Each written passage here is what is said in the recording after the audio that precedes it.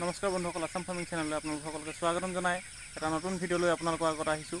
বন্ধুসকল, আজি ভিডিঅ'টোৰ জৰিয়তে আপোনালোকক জনাম যে ব্ৰইলাৰ পোৱালি আমি কিমান দিনত ভেকচিন দিব লাগে, ভেকচিন কৰিব লাগে, আৰু লগতে ভেকচিন কৰাৰ দিনাখন বা আগদিনাখন বা পিছদিনাখন আমি কেনেকুৱা ধৰণৰ প্ৰিপেৰেশ্যন কৰিব সেইখিনি, আৰু লগতে কি কি আমি যোগাৰ কৰি ৰাখিব লাগিব ভেকচিন দিয়াৰ দিনাখন, কেনেকৈ ধৰণে আমি ভেকচিনটো দিব লাগিব, ক'ত দিব লাগিব, কোনটো ঠাইত আমি ভেকচিনটো দিব লাগিব, সেই সকলোখিনি বা কি ভেকচিন দিব লাগিব আমি ব্ৰইলাৰ পোৱালি, সেই সকলোখিনি মই আজি আপোনালোকক এই ভিডিঅ'টোৰ জৰিয়তে জনাই দিম। আপোনালোকে ভিডিঅ'টো চাই থাকিব।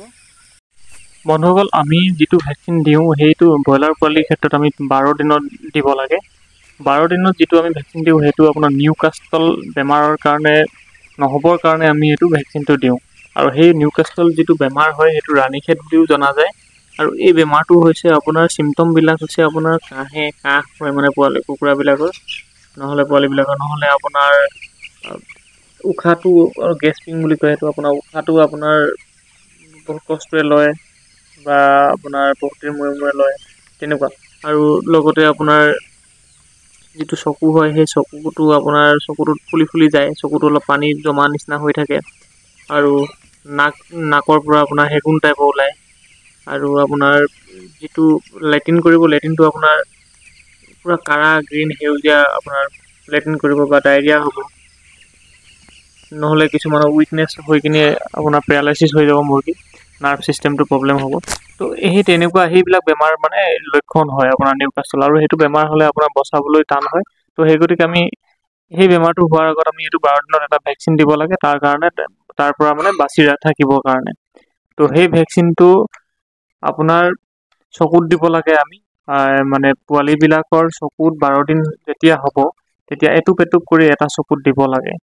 তো সেই এটা চকুত দিবলৈ যাওঁতে আমি যিটো ভেকচিন হয় ভেকচিনটো অনাৰ পিছত তাত এটা লাইভ ভেকচিন হয়, এইটো তাত দুটা বস্তু থাকে, এটা আপোনাৰ যিটো মেডিচিন হয় সেইটো থাকে, আৰু এটাত আপোনাৰ এইখিনি পানী থাকে। তো সেই দুটা মিলাই ল'ব লাগে, মিলাই লৈ আপুনি তাৰপিছত ড্ৰপাৰ লৈ কিনি আপুনি চকুত দিব লাগিব। আৰু সেইখিনি দিবলৈ হ'লে আমি কেনেকুৱা ধৰণৰ মানে প্ৰিপেৰেশ্যনটো কৰিব লাগে। প্ৰথম কথা হ'ল আমি তিনিটা বা দুটা যিটো ড্ৰপাৰ হয়, আপোনালোকে যেইজন মানুহে মানে ভেকচিনটো কৰিব সিমানটা আপোনালোকে ড্ৰপাৰ লগত ৰাখিব লাগিব। আৰু যদি আপোনালোকৰ সেই ড্ৰপাৰ নাই তেতিয়াহ'লে আপোনালোকে অনলাইনতো পাই যাব, অনলাইনতো অৰ্ডাৰ দি আপোনালোকে লৈ ল'ব পাৰে। তাৰপিছতে আপুনি মানুহ ৰাখিব লাগিব, মানে অকলেতো আপুনি নোৱাৰিব, বাট আপোনাৰ যিটো ভেকচিন হয়, মোৰ 1600 মুৰ্গী হয়, সেই 1600 মুৰ্গীক দিবৰ কাৰণে আমাৰ 2 ঘণ্টা 2.5 ঘণ্টা লাগি যায়। তো সেই গতিকে আমি 2জন মানুহে দিওঁ, আৰু এজন মানুহে পোৱালিকেইটা ধৰি দিয়ে। তো তেনেকৈ বা নধৰাকৈও নিজেই গৈ মেলি আপুনি খেদি ধৰি তাতে ভেকচিনটো দি আপুনি এইফালে কৰিব পাৰে।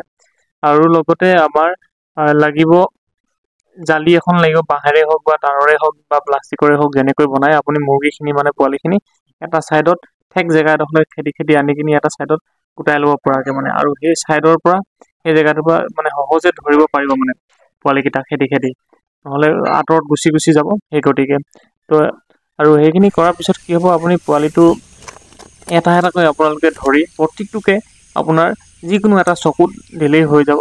আৰু পোৱালিকেইটা সদায় আপুনি ধৰোঁতে 2টা আঙুলিৰ ফাকত ধৰিব, ডিঙিটো মানে 2টা আঙুলিত ভৰাই দিব, ভৰাই লৈ কিনে আপুনি এনেকৈ লাহেকৈ ধৰি চকুটো যেতিয়া মেলি দিব তেতিয়াহ'লে চকুটোত দি দিব। যদি মেলি নিদিয়ে চকুটো নাকত দি দিলেও অসুবিধা নাই, নাকৰ ফুটাটোত, কিন্তু চকুত দিব লাগে। আৰু বিশেষকৈ নাকত দিলেও একো নাই, ভিতৰলৈ গুচি যায়, সিহঁতৰ বডিত পাই যায়।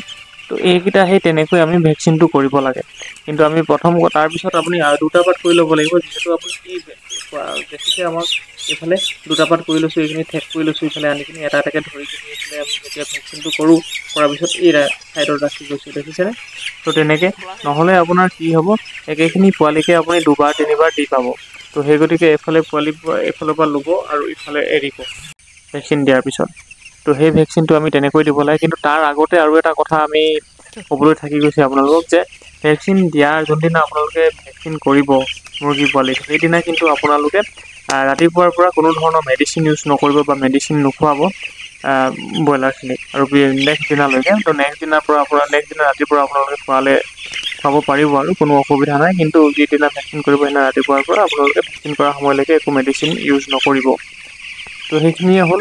তো আমি এনেকৈ যদি আমি এই 12 দিন বয়সতে ভেকচিনটো দি দিয়া যায় তেতিয়াহ'লে বহুতখিনি বেমাৰৰ পৰা মানে আমাৰ মুৰ্গী পোৱালিখিনি হাত সাৰে আৰু আপোনাৰ লছৰ বা মৰ্টেলিটি সংখ্যাটো কমি যায়।